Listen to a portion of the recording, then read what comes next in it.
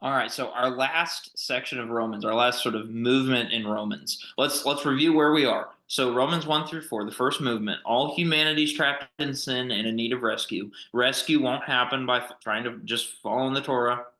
God's righteousness has rescued the world through Jesus in order to create the faith-based, multi-ethnic, multicultural family rooted in God's promise to Abraham.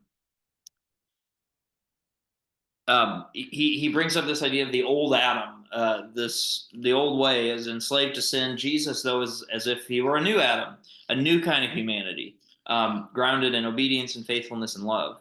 He says, "Leave your old Adam behind, die to yourself, drown in the waters of baptism, and be risen with Christ."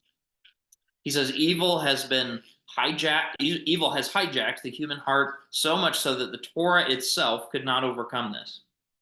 He says Jesus took on the guilt of humanity and gives the Spirit to liberate the human heart for renewal so that people can follow the Torah's commandment to love God and love their neighbors. So then he gets into this question of, well, what about Israel? What about the Jewish people? Has God abandoned his people? He goes past, present, future in chapters 9 through 11. In the past, there's always been a subset who are part of God's covenant family and those who are not. In the present, there's still some in his present. There's still some people who are understanding the covenant based on just following the rules rather than just being saved through Jesus. And in the future, is God done with Israel? No, a new family is being created by grafting and by pruning, but all Israel will be saved. So, thankfully for you, these last few chapters are actually a little bit easier to follow. Sort of theological argument comes to a close, and he begins to speak to this church in a more pastoral tone. That's a right to this church in a more pastoral tone. That's addressing some particular issues going on in this house church in Rome. So he says, with all of this in mind, with all that I've said, you followers of Jesus, some of you Jewish, some of you Gentile, who are feuding, you're having trouble being together. The only reasonable response, with all of that in mind that I've already said, is to be one family, unified through love.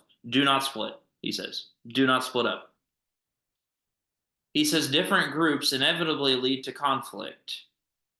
Serve one another then in humility and in forgiveness. And humility and forgiveness ultimately lead to the ultimate Christian virtue, which is love.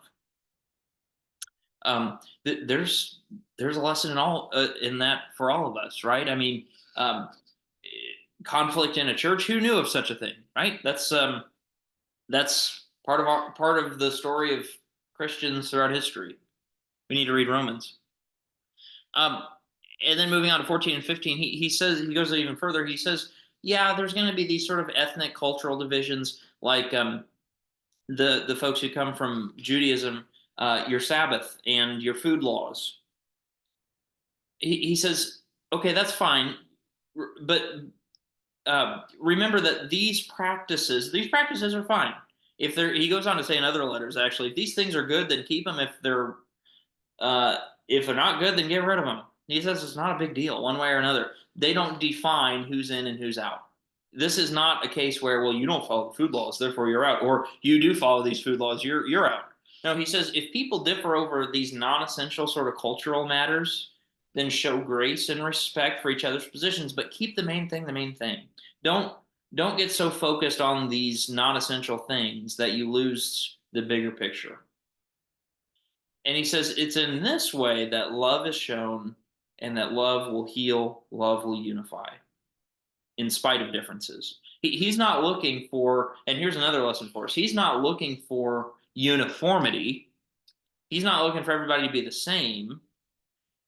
Paul's looking for unity, being on the same page, even if being on the same team, even if you're not always in agreement on every little thing.